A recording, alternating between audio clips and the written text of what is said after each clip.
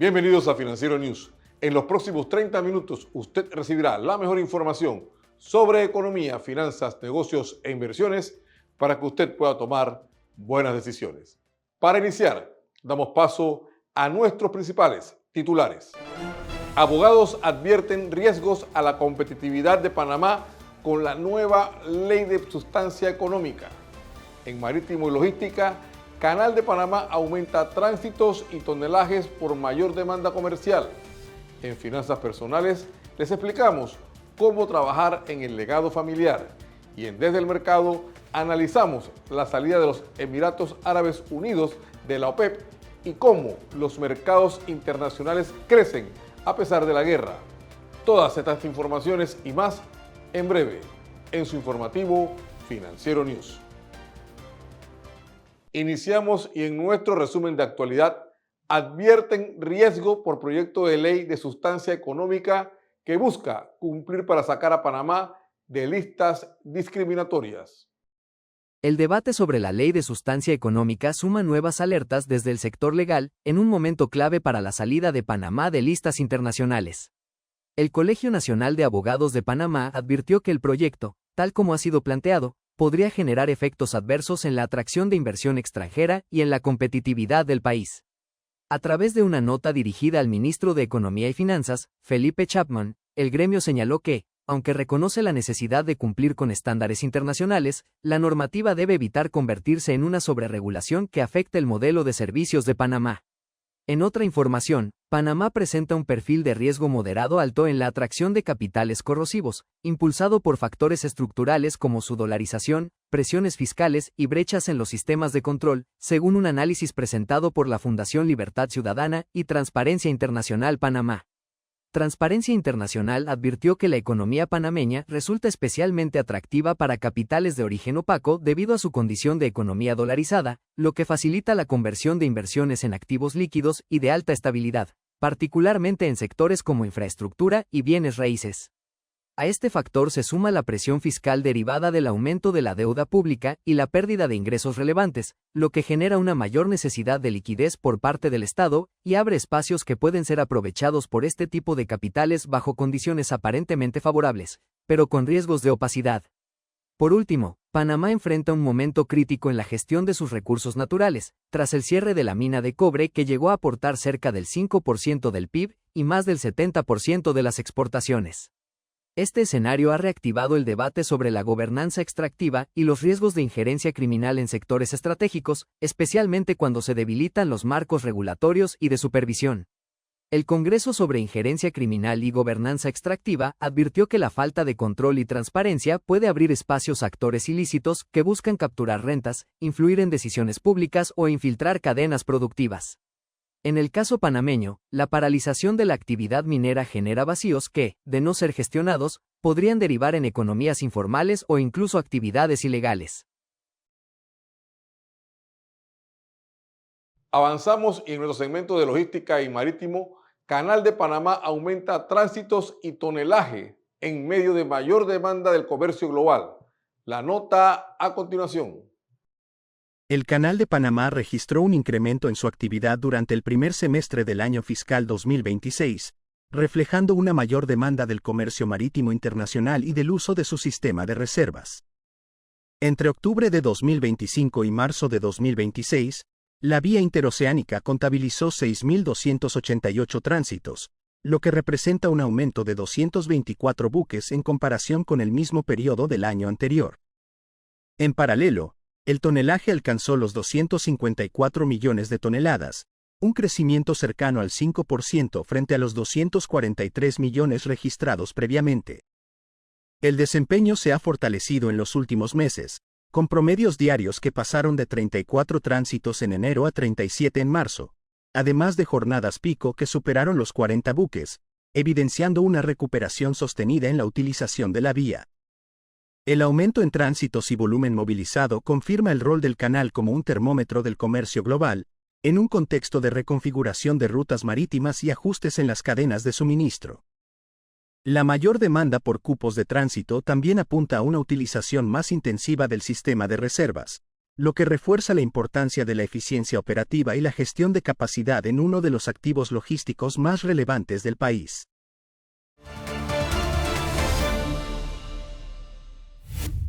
Ahora le presentamos la cifra de la semana. La cifra de la semana es 13.500 millones de dólares, el total que pagó Copa a Boeing por la construcción de 60 nuevas aeronaves. Este pedido se une a otro de 40 aeronaves que deberían ser entregadas en los próximos 8 años. La aerolínea proyecta superar las 200 aeronaves hacia el 2034 para consolidarse como uno de los principales operadores del continente. Con la cifra de la semana, vamos a nuestra primera pausa comercial. Los riesgos no avisan, pero los profesionales preparados sí marcan la diferencia. Fraude, pérdidas financieras, ciberataques, fallas operativas. ¿Tu empresa está lista? En MeThinkers, te preparamos para anticiparte.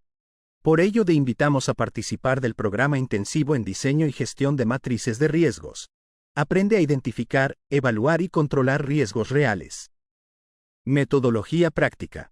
Casos reales. Enfoque en cumplimiento, finanzas, operaciones y tecnología. No improvises. Conviértete en el profesional que las empresas necesitan hoy. Para más información escribe a info@methinkers.com o llama al 394-6342. MeThinkers. Transformamos conocimiento en decisiones estratégicas. Ahora en nuestro segmento de finanzas personales, Simón Navarro nos explica cómo preparar el legado patrimonial familiar. Simón, bienvenido a Financiero News. Muchísimas gracias, Orlando. En el día de hoy vamos a hablar de un tema interesante: patrimonio familiar. Ese legado que deja, ya sea un negocio o unos activos que deje la persona a sus sucesores, es fundamental tenerlo presente, y en Financiero News le vamos a explicar cómo se maneja la educación financiera. ¿Por qué se pierde el patrimonio? Normalmente hay varios factores que influyen. La falta de planificación va a ser uno determinante. Si no se planifica, se pierde el patrimonio, es fundamental. Otro va a ser problemas familiares, que no se ponen de acuerdo. Las familias no se ponen de acuerdo entre los hermanos, entre los sucesores, para ver quién va a tener las riendas del negocio o quién va a tener acciones legales ante lo que es el patrimonio, ya sea bienes raíces o lo que se haya heredado. La mala educación financiera va a ser fundamental. En este caso, si las personas van a manejar un negocio que es una sucesión de un padre o una madre que dejó. Otro punto, la ausencia de estructuras legales, que no sepan manejar legalmente cómo se maneja el negocio. Si pierden esa constancia, si el tributo no lo están haciendo bien, hay que buscar un abogado que sepa manejar lo que es el derecho tributario, identificar dónde están las claves para tomar decisiones y que puedan gastar menos en la empresa. La base de legado es importante, una visión clara sobre el tipo de negocio que se va a hacer, el propósito familiar, cómo se va a estructurar, cómo se va a identificar a quién se le va a heredar qué cosa y cómo se va a estructurar lo que es la sucesión del negocio. La regla bien definida es importante. Un acta fundacional es fundamental para ese proceso, para cuando se va a hacer la transición del patrimonio quede claro y no haya dudas algunas. También la continuidad generacional es determinante. Las personas que van a heredar ese patrimonio o van a heredar ese negocio sepan cómo manejarlo, y desde jóvenes va a ser importante que lo tengan presente. Una estrategia inteligente, bienes raíces, el negocio. Si es un negocio, se invierte en bienes raíces cuando generen capitalización. Si es inversiones, ese dinero que se haga del negocio se capitalice en lo que es negocios. En el negocio se inyecte información, se inyecte tecnologías a ese negocio que esté andando. También los seguros es importante, una protección familiar es fundamental para que el negocio se mantenga en el tiempo y esté todo cubierto. Las estructuras legales para llevar un control determinado es fundamental. Otro punto importante antes de que pase es la educación más la gobernanza. Entonces, ¿qué es lo que hay que hacer? Formación financiera para los jóvenes. Desde chiquitos explicarle por qué ese negocio tiene que ser el sucesor él o ella y cómo va a manejarlo. Participación en las decisiones, que esa persona, aunque sea joven, pueda entrar a la empresa y tomar decisiones por medio de las asignaciones de sus padres, y se pueda entonces ir, como se dice, fogueando para saber cómo se utilizan las cosas. También las reglas del uso del patrimonio, importante para qué va a ser cada cosa. La cultura de disciplina va a ser fundamental. Siempre la disciplina antecede el conocimiento. Y recuerda algo, el patrimonio no se deja, se construye. se protege con estrategias y se mantiene con educación. Y también tenemos que tener presente el que no se enfoca en ese patrimonio y utiliza adecuadamente el patrimonio, lo va a perder. Así que con esta información vamos a quedar bien claros y seguimos con Orlando. Saludos. Estamos de vuelta en nuestro segmento de la entrevista. Tenemos con nosotros al abogado Juan Carlos Araúz, con quien vamos a conversar un poco sobre un reciente estudio hecho por el CONEP e igualmente una encuesta donde se habla del tema minero en Panamá. Juan Carlos, bienvenido a Financiero News. Muchísimas gracias por la oportunidad. Juan Carlos, como hacía referencia al tema de una reciente encuesta hecha por Sid Gallup en torno a las perspectivas de apertura de la mina de cobre en Panamá, y en donde obviamente el resultado era que el 55% de los panameños está de acuerdo con que se reabra la mina. ¿Qué lectura jurídica le das a estos resultados y qué se puede significar esto para la economía de Panamá? Bueno, yo lo que considero es que todas estas cifras van poniendo como la conversación de una forma más objetiva, recordando que toda la controversia de los últimos años estuvo cimentada como en verdades a medias, y en los pasos que ha dado el gobierno, como la auditoría ambiental, la auditoría en general sobre el tema minero, y la conversación directa que se ha podido ir entrelazando, ha permitido como que la sociedad en su conjunto esté más informada, y eso acompañado también del impacto económico que ha tenido la parálisis de esa actividad, los miles de empleos que dejaron de estar operativos, los proveedores, las afectaciones al presupuesto general del Estado. Se pueden considerar como que la conversación para el panameño hoy día es una conversación más racional, y esa racionalidad es la que permite obviamente presentar una dinámica distinta de los temas, al menos para escuchar al gobierno en su propuesta, porque todo esto va orientado a que el gobierno nacional tiene que articular una propuesta puntual sobre los porcentajes de ganancia y sobre el funcionamiento del propio Estado fiscalizando la actividad. Y ahí es donde yo creo que esta encuesta lo que pone de relieve es la madurez de la conversación sobre un tema que inició subjetivo, pero que se está convirtiendo en objetivo en todo sentido.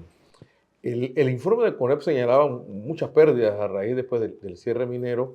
De igual manera, por otro lado, también se han perdido muchos empleos que obviamente se están reflejando en golpes para muchos ciudadanos panameños. Pero también aunado esto, se han registrado los estudios o las auditorías respectivas que sirven también como herramienta para la toma de decisiones. ¿Cómo se va conformando todo esto como un elemento o como elementos concatenados que permitan entonces cimentar bases para la discusión sobre este tema? Claro, porque todo esto se transforma en herramientas que para el presidente de la República como jefe de Estado le permiten articular su propuesta de gobierno frente a un tema que él heredó. Él heredó un problema, y en esa herencia lo que está haciendo es una jugada muy inteligente, que es documentarse a través de esas auditorías, a través de las cifras, a través de datos que le permiten a él llegar a la conclusión de que si el conflicto estaba en los porcentajes de ganancia, obviamente alcanzar un porcentaje superior puede ser presentado a la población como un triunfo. Y luego también las realidades que trajo la parálisis de la actividad, que es innegable que el país atravesó una disminución de sus finanzas, pero también afectó a las comunidades alrededor. Es decir, eso afectó el crecimiento, la sensación inclusive hasta de felicidad de comunidades enteras que su actividad económica giraba en torno al funcionamiento de la empresa minera. Ahora, se han comenzado a dar algunos pasos, sobre todo porque habían materiales acumulados allí, y obviamente eso demanda su tratamiento con personal especializado, pero esto hasta cierto punto pues, ha generado nuevas fuentes de empleo en esa región, sobre todo en el área cercana a la mina. ¿Cómo esto está influyendo o cómo esto está haciendo cambiar las condiciones, sobre todo en materia del empleo, para muchos panameños que obviamente hoy día están resintiendo la falta? Cuando la realidad panameña es que el gobierno no puede contratar a todos los panameños, se traduce inmediatamente en que la mano de obra tiene que buscar en la empresa privada. Y usted ve cuando esta empresa realiza sus ferias de empleo y son miles de personas que se acercan para presentar su hoja de vida y tener una oportunidad. Eso trae una reflexión muy racional, que es que el panameño quiere una fuente de empleo permanente, segura y que garantice estabilidad. Y eso es a través de la gran empresa que en el país pueda encontrar seguridad jurídica y un funcionamiento de la mano del propio Estado. Por eso el tema minero representa hoy día una oportunidad inclusive reputacional para el país. Es decir, mientras Panamá todavía administre este conflicto de una forma en la que no se le encuentre solución, deberíamos pensar más que el valor económico de lo que se deja de percibir con la empresa minera es de la empresa que no llega, producto de la ausencia de respuesta a cómo el conflicto puede encontrar un punto intermedio de solución. Y ahí es donde las autoridades y el presidente de la República tendrá que enfocarse, porque no es solo resolver el problema minero, sino la ventaja que trae para Panamá que la gran empresa vea y adquiera confianza en la forma en la que se pueden resolver los conflictos, y yo creo que traería inclusive en muchísimos tipos de rubros de industria algún tipo de confianza. Por eso tiene una doble dimensión resolver el tema minero, porque es una empresa de gran tamaño que tiene impacto en la reputación del país, inclusive en las calificaciones de riesgo del país, pero que a su vez resolver el conflicto produce también el mismo efecto en positivo en ese gran océano de inversiones de gran tamaño. Muchas gracias. Fue el abogado Juan Carlos Araúz en nuestro segmento de la entrevista. Ahora vamos a nuestra segunda pausa comercial. Los riesgos no avisan, pero los profesionales preparados sí marcan la diferencia. Fraude, pérdidas financieras, ciberataques, fallas operativas. ¿Tu empresa está lista? En MyThinkers, te preparamos para anticiparte. Por ello te invitamos a participar del programa intensivo en diseño y gestión de matrices de riesgos. Aprende a identificar, evaluar y controlar riesgos reales. Metodología práctica. Casos reales. Enfoque en cumplimiento, finanzas, operaciones y tecnología. No improvises. Conviértete en el profesional que las empresas necesitan hoy. Para más información escribe a info@mythinkers.com o llama al 394-6342. MyThinkers. Transformamos conocimiento en decisiones estratégicas. Estamos de vuelta y nos vamos de inmediato hasta Miami, Estados Unidos, donde se encuentra Alberto Bernal, director de estrategia de XP Investment, con quien vamos a conversar sobre los últimos acontecimientos en los mercados internacionales. Alberto, bienvenido a Financiero News. Muchísimas gracias, Orlando, por tenerme en tu programa, y mil saludos a toda la audiencia. Alberto, el tema obligado para iniciar definitivamente es la salida de Emiratos Árabes Unidos de la OPEP. ¿Qué significa eso para los mercados internacionales y obviamente para el precio del petróleo y la producción de petróleo? Pues a ver, yo creo que esto es una victoria muy importante para Estados Unidos. Yo creo que aquí hay una estrategia detrás de la administración Trump para tratar de generar, digamos, un rompimiento de la OPEC, porque la OPEC pues obviamente es un grupo muy poderoso y Estados Unidos quiere tener la vocería global del sector energético, y con la existencia de la OPEC pues obviamente se disminuye la capacidad de Estados Unidos de hacer eso, porque pues es un grupo muy organizado. Entonces me parece que es muy importante que haya salido Emiratos Árabes Unidos. Es un golpe para Arabia Saudita, es un golpe para Rusia, etcétera. Y pues veremos qué viene en los próximos trimestres, pero básicamente lo que sí podemos decir ahorita, y yo podría hacer esa predicción sin mucho problema, yo creo que el próximo en salir de OPEC en los próximos días va a ser Venezuela. Y al tener eso, entonces va a haber más producción de Venezuela, muy seguramente en los próximos meses, y más producción de Emiratos Árabes Unidos, que le debería ayudar al presidente Trump a bajar un poco el precio del petróleo, a pesar de los problemas que existen en el estrecho de Hormuz. Y yo creo que ese es el objetivo acá. Otra vez, Orlando, tú y yo hemos hablado en el pasado. Para Trump es un problema muy grande que el precio del petróleo esté alto, porque la gasolina está a niveles altos y eso no le conviene a él políticamente. Esto sería entonces una especie de alternativa en función a que hoy día las negociaciones entre Estados Unidos e Irán parece que van a prolongarse y el tema del conflicto no se va como a resolver en el corto plazo. No, yo creo que son dos cosas que van aparte. Orlando, el estrecho de Hormuz no puede seguir cerrado. Eso se tiene que abrir ya o ya. Básicamente es un tema muy importante para la economía global. Si el estrecho de Hormuz no se abre en el corto plazo, vamos a tener un problema muy grave de crecimiento económico global y eso va a afectar a India, va a afectar a Japón, va a afectar a la China, va a afectar a Europa y eso no le conviene a nadie. Y yo creo que en ese sentido, si hay 193 países en contra de un país que se llama Irán, pues va a ser un tema muy complicado para Irán aguantar eso porque se queda sin aliados. Y otro tema muy importante, que esté cerrado el estrecho de Hormuz implica también que Irán no puede exportar petróleo. Y cada día que Irán no puede exportar petróleo, significa que recibe 500 millones de dólares menos para mantener su economía. Y eso está generándole un problema macroeconómico brutal a Irán. Ahora, ¿cómo todo esto que está ocurriendo a nivel global se está reflejando hoy día en los mercados? Pareciera que fueran dos cosas que están pasando totalmente aisladas de lo que pasa en los mercados internacionales de inversión. Pues a ver,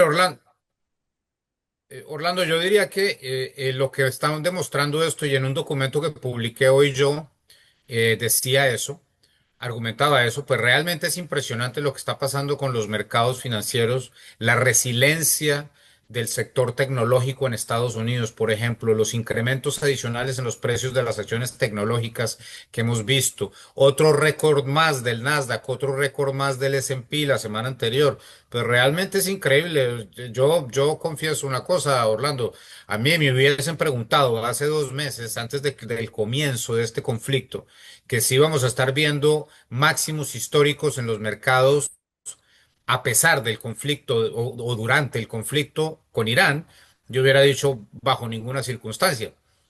Y aquí estamos. Claro, definitivamente, Alberto, que es un giro totalmente diferente a lo que se esperaba.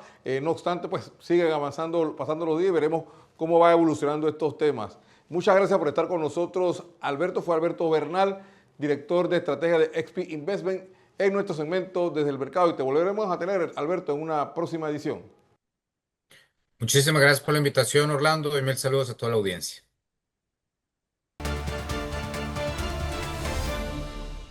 Ya en la recta final, en nuestros segmentos de tecnología, empresas están cambiando su modelo de ciberseguridad. Veamos los detalles a continuación. La forma en que las empresas protegen su información está cambiando rápidamente. Un estudio global de Kaspersky revela que cerca del 90% de las organizaciones ya no gestiona su ciberseguridad únicamente con equipos internos, sino que combina capacidades propias con apoyo externo. En el centro de este cambio están los llamados Centros de Operaciones de Seguridad, SOC, donde se monitorean sistemas, se detectan amenazas y se responde a incidentes en tiempo real, las 24 horas del día.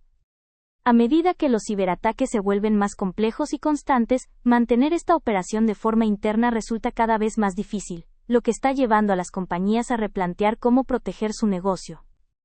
Externalizar esta operación permite a las empresas apoyarse en especialistas para gestionar desde tareas específicas hasta toda su ciberseguridad. Esto incluye desde la puesta en marcha de la operación y el mantenimiento de las herramientas, hasta el monitoreo continuo, el análisis de amenazas y la respuesta a incidentes en tiempo real, junto con el acompañamiento a los equipos internos. La mayoría de las empresas prefieren mantener las tareas estratégicas internamente, mientras aprovechan equipos externos y tecnologías avanzadas para cargas de trabajo operativas y altamente técnicas. Amigos, y de esta forma llegamos al final de nuestro programa, pero antes los invitamos a seguirnos en nuestras redes sociales y además, si usted quiere volver a ver este programa, puede suscribirse a nuestro canal de YouTube Financiero News. Les invitamos a una próxima edición con la mejor información en economía, finanzas, negocios e inversión para que usted pueda tomar buenas decisiones. Hasta pronto.